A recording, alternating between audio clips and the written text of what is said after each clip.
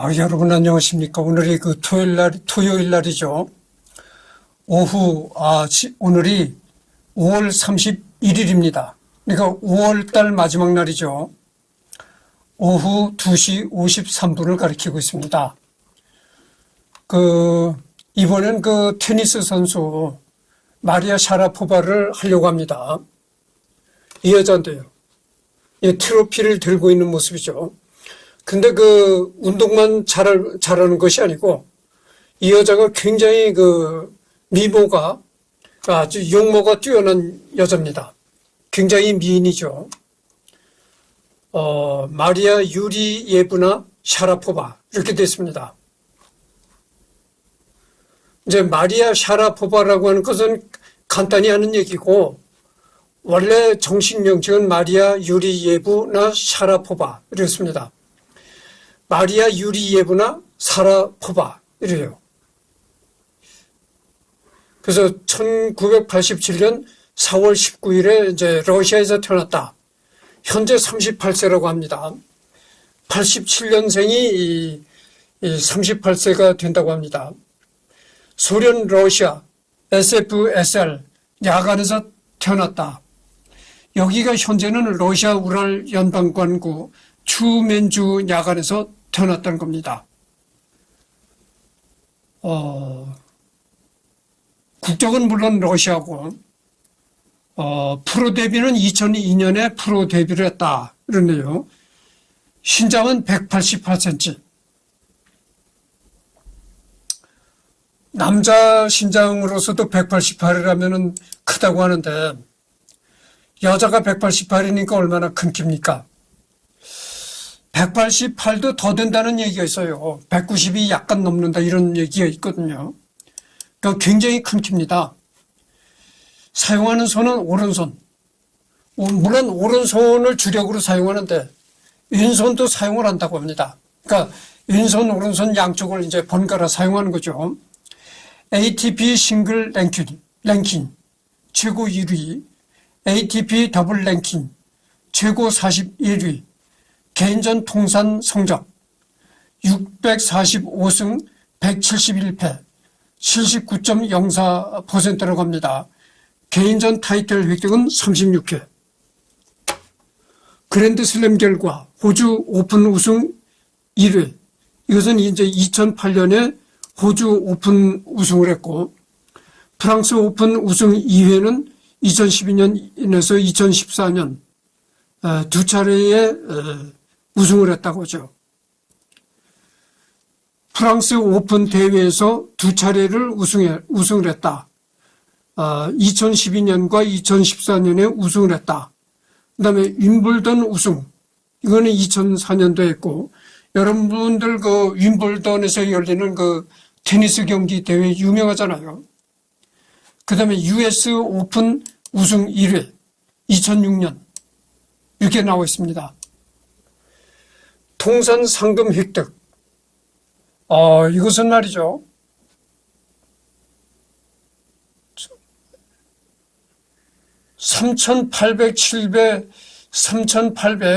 777만 962불이라고 했으니까 뭐 이거를 따지면 엄청난 금액이죠.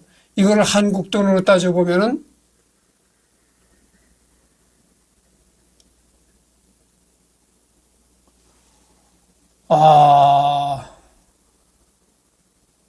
뭐 하여튼 600억 정도 되는 금액이 아닐까 이렇게 생각합니다. 내가 뭐 지금 환율을 내가 정확히는 모르거든요. 어림잡아서 그렇게 되지 않겠는가 이렇게 생각해요.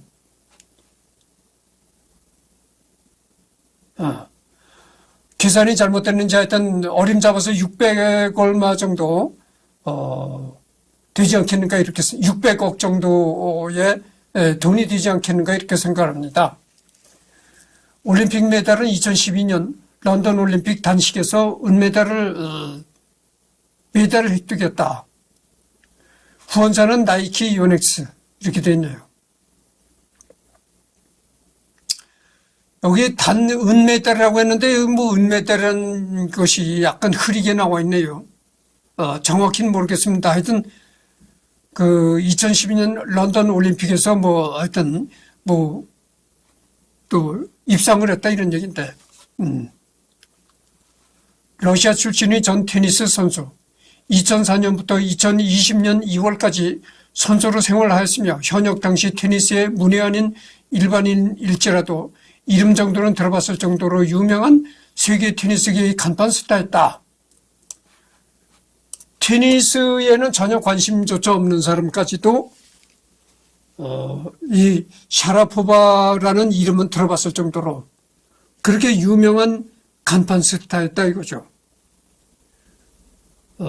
또한 역대 여자 테니스 선수 중 주요 대회 4관왕을 달성한 10번째 주인공으로 실력 면에서도 세계 정상급의 기록을 보여주었다. 이게 그 샤라포바가 말이죠. 샤라포바가 이렇게 이름을 날린 데는 이 남성 팬들의 인기도 굉장히 한몫했으리라고 봅니다. 이렇게 아주 굉장한 이쁘게 생긴 미모의 그 아가씨가 나와서 테니스를 쳐서 이렇게 세계를 제패하고 그러니까 남성 팬들이 많아질 수밖에 없는 거죠.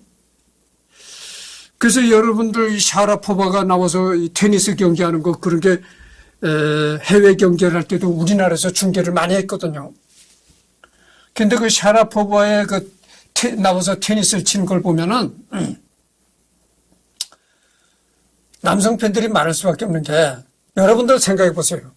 얼굴도 이쁘게 생겼지. 거기다가 테니스도 엄청나게 잘 치지. 거기다 여러분들도 테니스 복장이 뭡니까? 아주 굉장히 짧은 치마잖아요.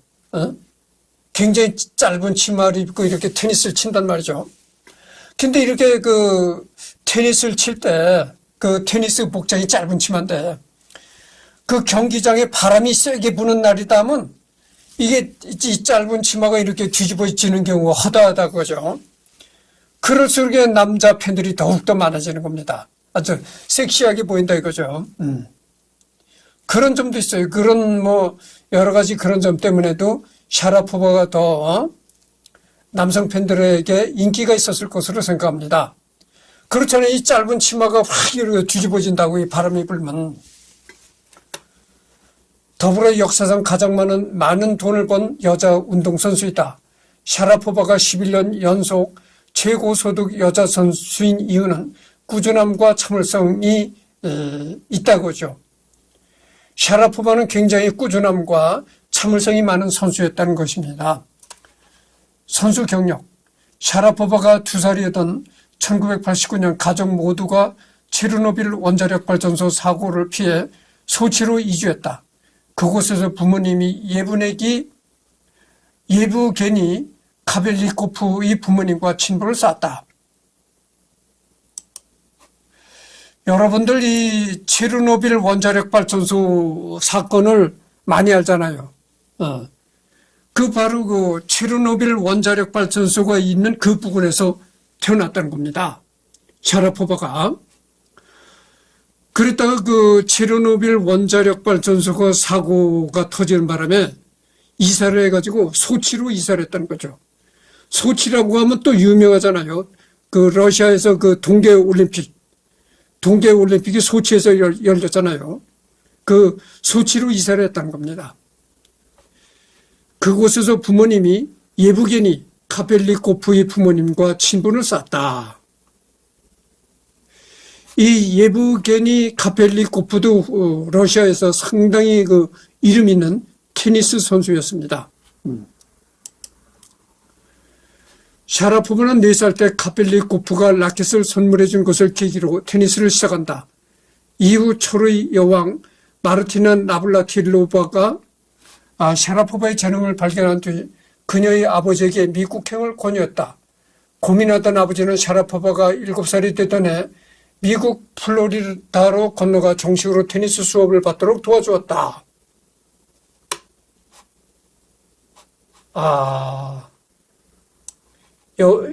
여기 나오는 마르티나 나브라틸로바가 또 유명한 테니스 선수입니다.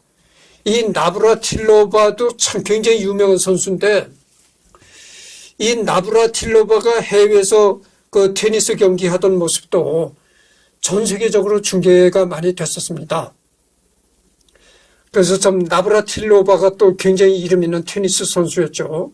그래서 그 나브라틸로바가 그 샤라포바가 어렸을 때 재능을 알아보고 그 샤라포바 아버지한테 권유했다는 거죠. 얘는 미국에 가서 애를 키워라. 러시아에서 애를 키우기에는 좀 너무 아깝다. 그래서 좀 미국 같은 좀 더 넓은 무대에 가서 애를 키워라. 이렇게 권유를 했던 겁니다. 그래서 고민하던 끝에 아버지가 그 샤라포바가 7살이 됐던 해에 미국 플로리다로 이사를 해가지고 거기 가서 정식으로 이제 테니스를 가르쳤다는 거죠. 큰 키에서 나오는 강력한 서브, 본인의 열정과 아버지의 헌신이 더해져 샤라포바는 훌륭한 선수로 성장했다. 그러니까 뭐 여자 키가 190이라고 하니까 상당히 큰 키죠. 거기다가 그 바로 전에 내가 샤라포바 경기하는 영상을 올렸었잖아요. 거기에 이제 이렇게 힘있게 공을 되받아칠 때 샤라포바가 거의 비명 수준의 아주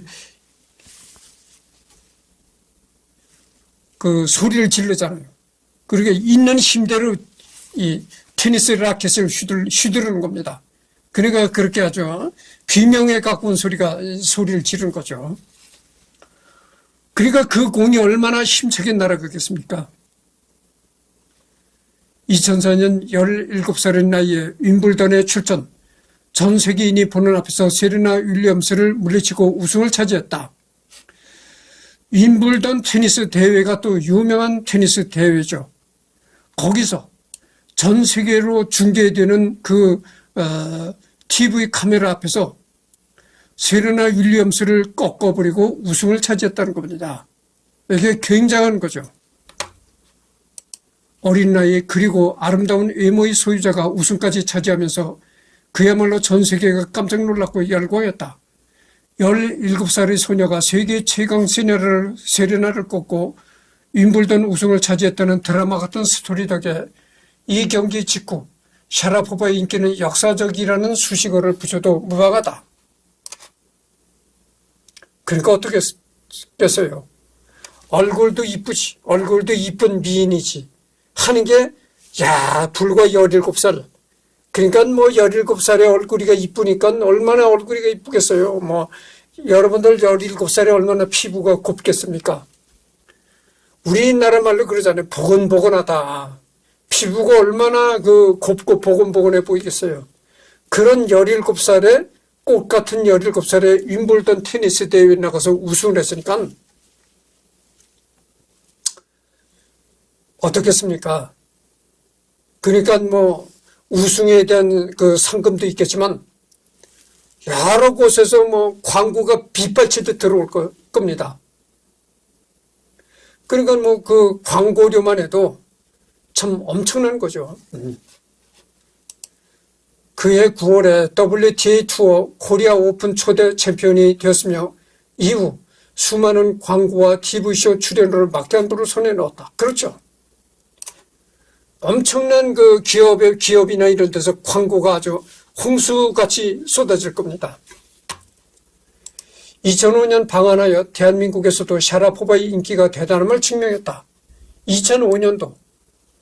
2005년도에도 이제 대한민국에 샤라포바가 왔었다는 거죠. 그러니까 지금으로부터 20년 전이네요. 그래서 이 2005년에 샤라포바가 대한민국에 왔었기 때문에 그때도 대한민국에서 상당한 인기를 얻었다. 그런 얘기입니다. 이때에 무한도전에도 출연했다. 이때 무한도전이라는 방송 프로그램 있잖아요. 거기에도 샤라포바가 출연했었다는 겁니다. 슈퍼스타였다고는 해도 10대 소녀였던 시절이라 외국인의 여성 출연자였음에도 불구하고 무한도전 멤버들과 잘 어울리는 모습을 보여줬다. 아쉬운 점은 외모나 행동에 튀는 노홍철을 보고 옐로우 몽키라는 농담을 했는데 이게 인종차별 논란을 낳기도 했다. 오른손잡이며 양손 백핸드를 구사한다. 2007년 시즌부터 고질적인 어깨 부상이 시작되어 2008년 10월 수술을 받기도 하였는데 이 때문에 서브의 약점을 보이고 더블 폴트가 난무하는 등 한동안 실력이 떨어진 모습을 보이기도 했다. 그러니까 샤라포바가 이렇게 공을 서브할 때는 이렇게 공을 되받아칠 때 굉장히 아주 계엄을 질러내잖아요. 있는 힘을 다해서 공을 치기 때문에 그렇게 계엄을 지르는 겁니다. 그 정도로 있는 힘을 다해서 라켓을 휘둘리고 하니까 이 어깨에 무리가 간 거죠. 그래서 어깨에 부상이 돼가지고 수술을 하게 됐다는 거죠. 그래서 그 수술을 하고 한동안은 샤라포바가 실력이 떨어졌었다, 이런 얘기입니다. 2011년 프랑스 오픈 4강에 진출하여 커리어 그랜드 슬램을 달성하나 했는데 고질적인 더블 폴트 문제로 리나에게 패하면서 4강에 만족해야 했다. 2011년 윈블던에서는 준우승을 했다. 2012년 호주 오픈에서도 빅토리아 아자렌카에게 세트스코어 2대0으로 완패하며 준우승에 그쳤다. 아자렌카도 한 괴성하는 선수라서 경기 전부터 화제가 되기도 했다. 오죽하면 이것 때문에 경기 중 괴성 금지 규정을 만들자는 이야기까지 돌 정도였다. 2012년 프랑스 오픈에서 마침내 우승에 성공하며 커리어 그랜드 슬램을 달성했다. 역대로 따지면 여자 선수 중 10번째다. 오픈 시대 이후에는 7번째다. 이 샤라포바 말고도 아자렌카도라는 그 선수도 있다고 합니다. 아자렌카도라는 선수도 샤라포바처럼 그렇게 괴성을 지른다는 거죠. 근데 이 테니스 선수가 너무 괴성을, 물론 경기장이라는 것이 조용한 곳이 아니고 소란스러운 곳이긴 하지만 너무 괴성을 질러대니까 경기 중에 저렇게 선수가 괴성을 질러대면 안 된다라는 규정을 만들자, 이런 얘기까지 나왔었다는 거죠. 그리고 얼마나 괴성을 질러대면 그런 규정을 만들자는 얘기까지 나왔겠어요. 아니 방금 전에도 얘기를 했지만 스포츠 경기장이라는 게 원래 시끄러운 것이 정상이거든요. 근데 시끄러운 것이 정상인데도 불구하고 이 테니스 선수가 너무 괴성을 질러대다 보니까 경기장에서 이 경기라는 선수는 괴성을 지르면 안 된다, 이런 규정까지 만들자는 얘기가 나왔을 정도였다는 거죠. 그러니까 샤라포바가 이 공을 받아치면서 얼마나 소리를 지르는가 알 수 있는 거죠. 2012년 런던 올림픽 결승전에서 세레나 윌리엄스에게 패하며 은메달을 수상, 커리어 골든 슬램 도전에는 실패했다. 2013년 프랑스 오픈에서도 결승에 올랐는데 또 세레나 윌리엄스에게 패했다. 샤라포바는 세레나 윌리엄스와는 아주 악연이라고 할 수 있네요. 참고로 윌리엄스 상대로 전적이 2승 16패로 매우 좋지 않다. 그러니까 샤라포바는 세레나 윌리엄스를 만나게 되면은 언제나 세레나 윌리엄스에게 패했다, 이런 얘기죠. 그러니까 세레나 윌리엄스와는 상당히 악연이다, 이렇게 얘기를 할 수가 있습니다.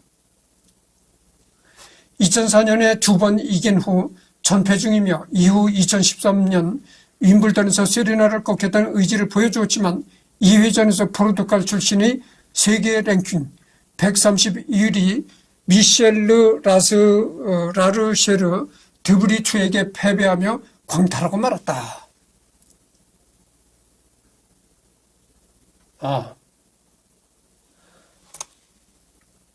게다가 윈블던 즈음부터 재발한 고질적인 어깨 부상의 상태가 심상치 않았는지 이후에 열린 메이저급 대회에 불참하거나 참가해도 좋은 성적을 거두지 못하는 모습을 보였다. 결국 시즌 마지막 그랜드슬램 대회인 US 오픈을 며칠 앞두고 어깨 부상으로 인한 기권을 선언하면서 참가하지 못하게 되었다. 2013년 호주 오픈에서는 준결승전에서 또다시 리나를 만나 패했다. 2014년 호주 오픈에서는 16강에서 랭킹 24위인 슬로바키아 출신의 도미니카 치불코파에게 1대2로 패하며 탈락했다.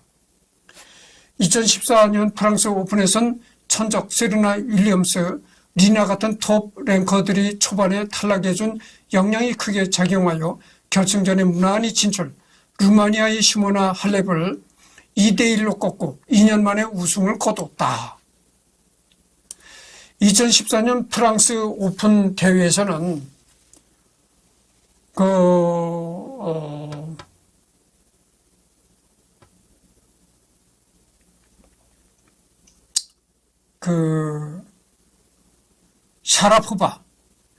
샤라포바의 천적이었던 세레나 윌리엄스, 리나 같은 그런 선수들이, 그러니까 샤라포바의 천적이었던 선수들이 다 불참을 했다는 거죠.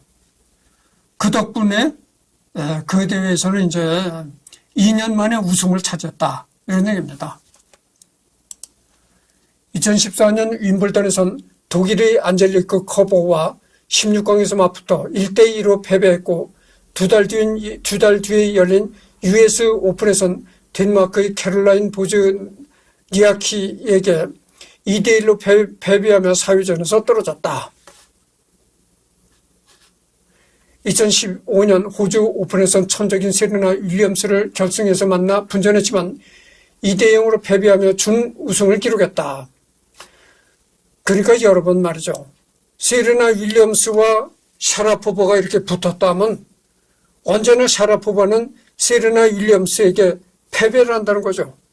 그러니까 이 세르나 윌리엄스가 얼마나 대단한 선수였는가를 알 수가 있는 겁니다. 그래서 여러분 말이죠. 이번 시간에는 샤라포바를 내가 하고 있지만 언젠가는 반드시 세르나 윌리엄스라는 선수를 반드시 다루겠습니다. 너무나 유명한 선수, 너무나 훌륭한 선수잖아요. 이 세르나 윌리엄스하고 샤라포바하고 이렇게 붙었다면 언제나 윌리엄스가 샤라포바를 꺾어버린다는 거죠. 그러니까 뭐 이 세르나 윌리엄스가 얼마나 대단한 선수인가를 알 수 있는 겁니다. 2016년 호주 오픈에선 8강 상대가 하필이면 세르나 윌리엄스라 2대0으로 지며 탈락했으며 이후 아래 언급된 도핑 파문에 휘달려 징계먹고 1년간 공식 대회에 출전하지 못했고 2017년 중순에 복귀했다. 이후 흥행 목적으로 와일드카드를 받고 큼지막한 대회에 출전했으나 별 재미를 못 봤다. 2018년 프랑스 오픈에선 무난히 16강에 진출, 8강 티켓을 놓고 출산한 후 복귀한 세르나 윌리엄스와의 대결을 앞두고 있다. 이후 세르나가 팔부상을 이유로 기권을 선언하며 자동으로 8강에 진출했다. 샤라포바가 세레나를 상대로 승리를 기록한 건 2004년 WTA 투어 챔피언십 결승전 이후 이때가 처음이었다. 정식 경기에서는 14년 동안 세레나를 이기지 못한 것, 부전승 이후 8강전에서 무구루사에게 패했다. 그러니까 샤라포바가 세레나 윌리엄스를 처음으로 이렇게 한번 꺾어봤다는 거죠.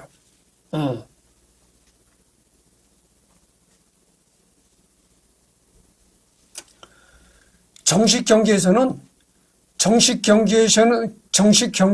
샤라포바가 세레나 윌리엄스를 한 번도 꺾어보지 못했다는 겁니다. 그러니까 아까도 얘기했지만 세레나 윌리엄스가 얼마나 대단한 선수였는가를 알 수가 있는 것입니다. 그래서 이 샤라포바가 얼굴이 상당히 이뻐가지고 남성 팬들이 많았다 이런 얘기를 했잖아요. 그런데 그래서 내가 샤라포바를 맨 처음 다루지만 언젠가 이 세레나 윌리엄스를 반드시 내가 할 것입니다. 그렇잖아요. 경기만 붙었다 하면 샤라포바를 꺾어버리는 겁니다. 이 세레나 윌리엄스가. 그러니까 이 세레나 윌리엄스라는 여자가 얼마나 대단한 선수였는가 알 수 있는 거죠. 그리고 언젠가는 이 세레나 윌리엄스를 내가 다루겠다 이런 얘기입니다. 프랑스 오픈 4주 이후에 있었던 2018년 윈블던 대회에서 1회전 상대인 디아첸코에게 패 충격을 안겼으며 이후 성적은 2019년 1월 선전 오픈 8강이 최고였으며 2019년 8월 US 오픈 1회전에서 세레나 윌리엄스에게 다시 패했다. 참, 언제나 세레나 윌리엄스에게 패하는 겁니다. 정말 세레나 윌리엄스는 샤라포바의 천적이죠.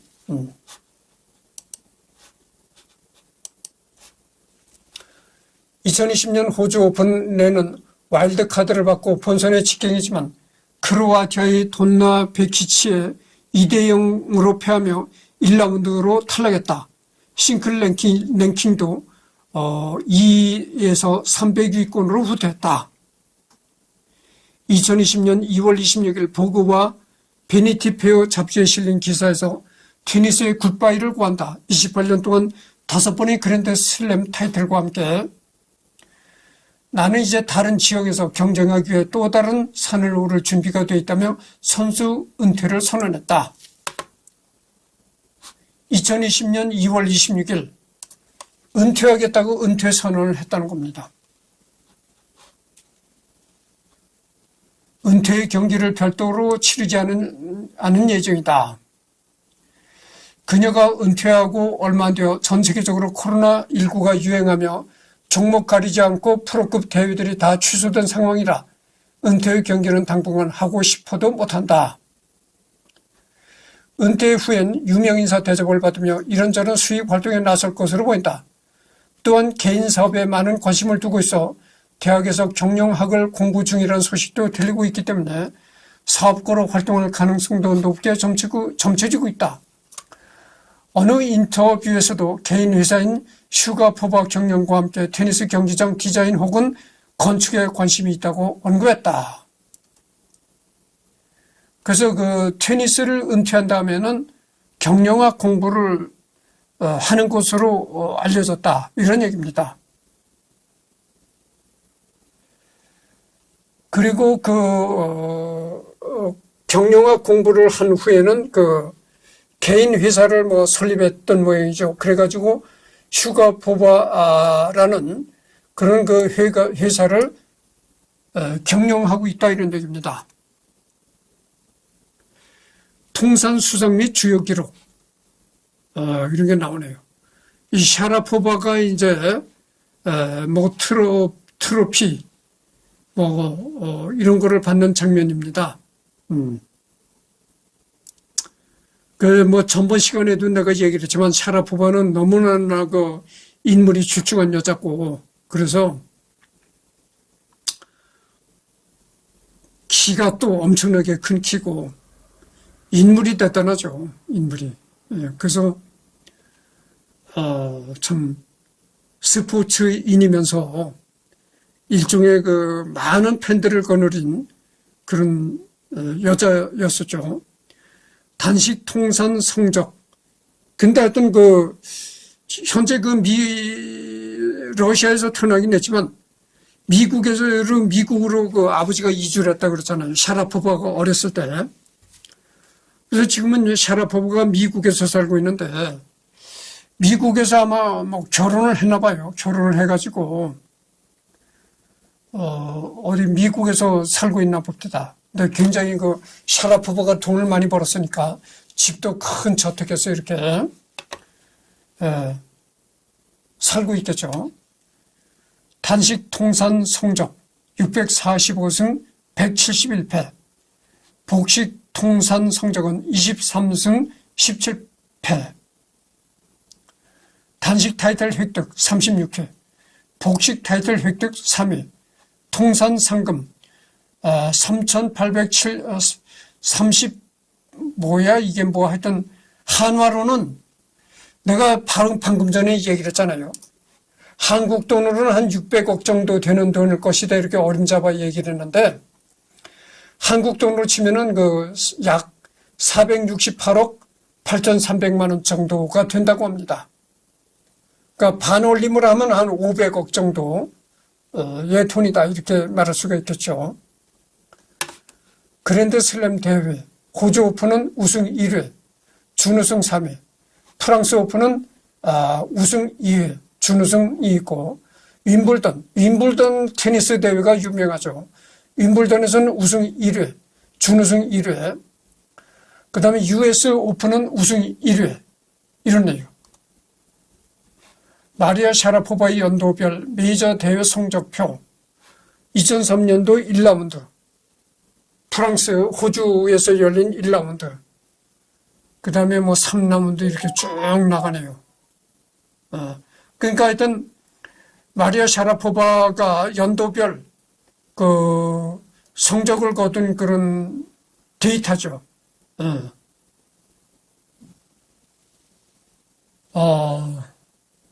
그래서 여기 보면은 2004년도에 프랑스 8강 을 했고 8강에 올랐고, 또 2005년도 호주에서 4강에 올랐고 프랑스에는 8강에 올랐고, 그래서 2004년도에 그 윈블던에서 우승을 했다 이런 얘기입니다. 뭐 하여튼 넘어가도록 하죠. 도핑 파문, 그러니까 뭐 약물을 먹고 경기를 했다 뭐 이런 그 도핑에 대한 구설수가 있었던 거죠. 2016년 3월 8일 중대 발표를 할 것이라는 예고를 해 은퇴한다는 설이 있었다. 그러나 기자회견 내용은 호주 오픈에서 약물 테스트에 양성 반응이 나와 도핑 규정을 어겼다는 사실을 고백한 것이었다. 그런데 이 도핑이 러시아 국가대표팀 도핑 스캔들과 연관성이 크다는 설이 있다. 주요 가설로는 스캔들에 동원되었던 같은 멜도니움을 근거로 자기도 모르고 연루가 되었다는 것. 샤라포바가 걸린 그 약물은 2016년 1월 1일부터 도핑 금지 목록에 추가된 멜도니움이란 물질, 밀드로네이트라고도 하는데 구소련에서 심장병 치료 목적으로 개발된 약물이다. 혈액순환 촉진 기능으로 선수들이 부상 회복과 스트레스를 낮추는 데 효능이 있다고 한다.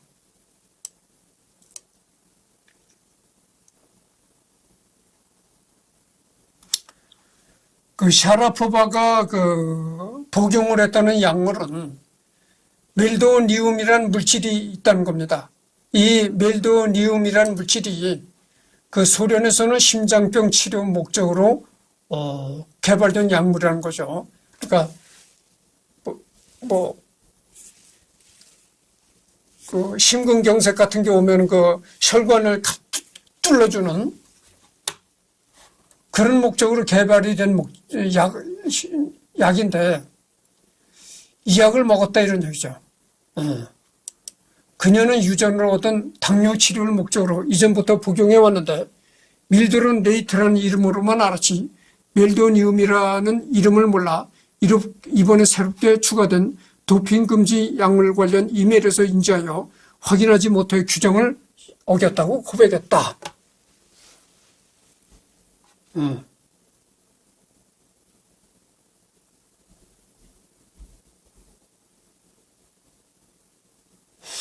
근데 여기 보면은 하여튼 뭐 넘어가도록 하겠습니다.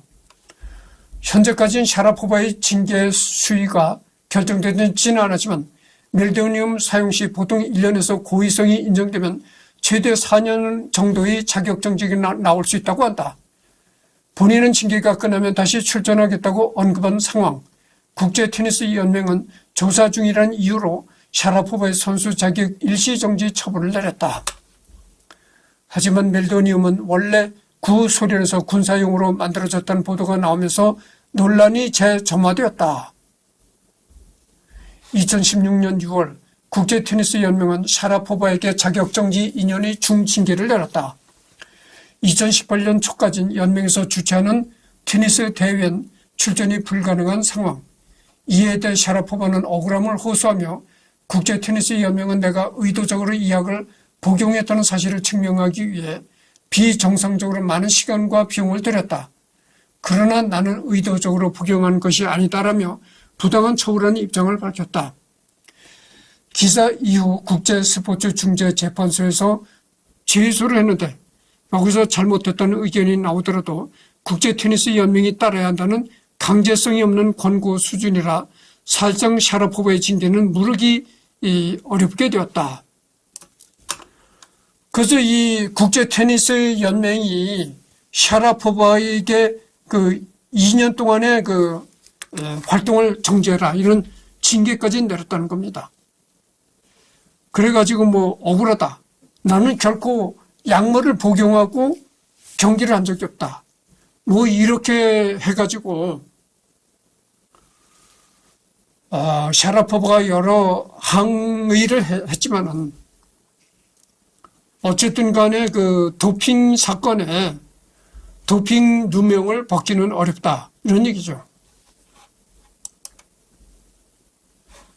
샤라포바가 도핑에 휘말렸을 때 블라디미르 푸틴의 발언이 주목되고 있다. 10월 초 국제스포츠중재재판소는 샤라포바의 징계를 15개월로 경감한다는 결정을 내렸다.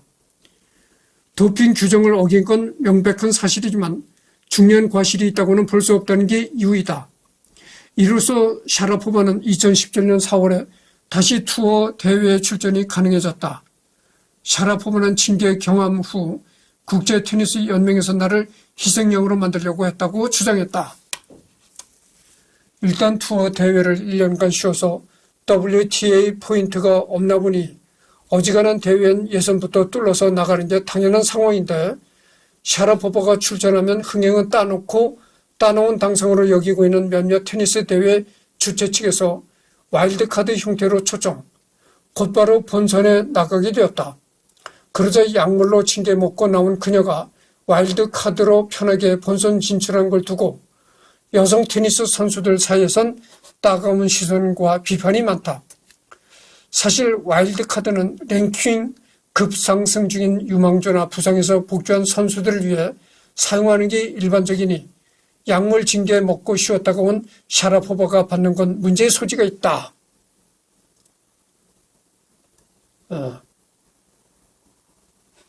반응.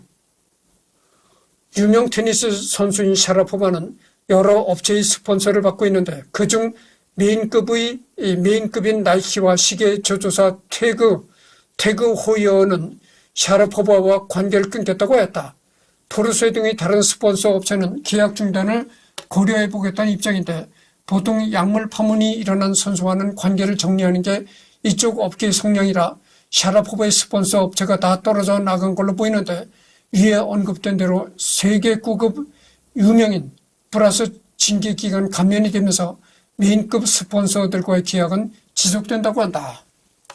이렇게 선수가 약물 파동을 일으키게 되면은 그동안 이 선수를 스폰서했던 그런 여러 광고 업체들이 다 떨어져 나간다는 거죠. 그래서 여기 보면은 뭐 나이키가 유명하잖아요. 이 나이키가 이 샤라포바를 스폰했었다는 거죠. 근데 샤라포바가 이렇게 약물 그런 잡음이 일어나고 나서 더 이상 샤라포바와의 관계를 끊겠다. 이렇게 선언하긴 했지만 관계는 아직 안 끊고 있다. 이런 얘기입니다. 지금 38분이 경과했는데요. 조금 더 해야 되겠습니다. 전현직 선수들도 이번 사건에 관해 언급을 하고 있는데 18회 그랜드슬램 우승자인 전설적인 선수 마르티나 나블라틸로바는 실수를 보인다. 최근까지 합법 약물이었던 것을 잊지 말자며 옹호했으나 세계 랭킹 1위를 차지했었던 제니퍼 카프리아티는 난 은퇴를 해야 하는 상황에서도 도핑은 생각한 적도 없다. 나에게는 눈속임을 해주겠다며 달려드는 의사들도 없었다며 신랄하게 비판했다. 세레나 윌리엄스는 솔직하게 고백한 점은 칭찬한다며 미미한 입장을 보였고 앤디 머리와 라파엘 나달은 규정을 어긴 것은 사실이니 책임을 져야 할 것이라는 의견을 내놓았다. 그래서 이렇게 마리아 샤라포바가 이 약물을 먹었다. 약물을 먹고 경기를 했다. 뭐 이런 잡음이 생긴 후로 테니스계에 이름이 있는 선수들이 어떤 선수는 샤라포바를 비난을 하고 어떤 선수는 샤라포바를 두둔을 하고 뭐 이렇게 각기 다른 입장을 표했다 이런 얘기죠. 그래서 이제 여기까지 하고서는 이 기타는 다음 시간에 또 하도록 하겠습니다. 하여튼 여러분들 말이죠. 샤라포바 같은 그런 그 선수가 100년에 한 번 나올까 말까 그런 선수다. 이런 얘기를 합니다. 왜냐면은 테니스만 잘 친 것이 아니라 인물이 워낙 출중하거든요. 인물이. 옛말에 지금 40분이 경과했거든. 조금 더 내가 얘기를 하고 끝내야 되겠습니다. 옛날 노인네들이 뭐라고 했냐면 이런 얘기를 했어요. 내가 속담 박사라고 했잖아요. 그래서 내가 우리나라의 속담을 내가 많이 알고 있습니다. 옛날 노인네들이 뭐라고 했냐면 이런 얘기를 했어요. 정자 좋고 물 좋은 곳이 없다. 그런 말 했거든요. 그게 뭐냐면은 사람이 다 갖추기가 어렵다 이런 얘기입니다. 다 갖추기 어렵다. 여러분들한테 내가 눈이 얘기를 했잖아요. 내가 굉장히 어렸을 때부터 얼굴이 이뻤다. 얼굴이 이뻤는데 왜 이 모양 요 꼴이 됐느냐. 내가 키가 크고 체격이 크고 좀 이랬더라면은 체격이 뒷받침이 됐더라면은 아마 지금쯤 내가 뭐 영화 배우로서 이름을 날렸지 않았겠는가 이런 생각을 합니다. 근데 얼굴은 상당히 핸섬한 얼굴이었는데 이 체격이 뒷받침해 주지 못했다. 그래서 내가 뭐 영화 배우라든가 이런 걸 하지 못했다 이런 말씀을 드립니다. 그래서 정자 좋고 물 좋은 곳이 없는 거예요. 물이 좋으면 정자가 없고 정자가 좋으면 물이 나쁘다 이런 얘기죠. 다 갖추기가 힘들다는 얘기죠. 그러나 이 샤라포바를 보면은 다 갖췄어요. 체격도 좋죠. 키가 상당히 늘씬하죠. 거기다가 얼굴이 상당히 아주 미인 얼굴을 하고 있어요. 그래서 정자와 물을 고루 갖춘 여자입니다. 그래서 내가 왜 얼굴은 굉장히 핸섬했는데 내가 왜 체격이 안 좋았냐면 내가 어렸을 때 굉장히 가난한 환경에서 컸어요. 지금도 내가 이 팔목이 가늡니다. 그래서 상당히 지금도 내가 상당히 팔목이 가늘어요. 그러다는 걸 말씀드립니다. 그래서 하여튼 더 이상 내가 얘기를 안 하겠어요. 그래서 이 시간엔 지금 42분을 경과했거든요. 이 시간에 이제 이것으로 끝냈고 다음 시간에 기타 이 부분을 하도록 하겠습니다.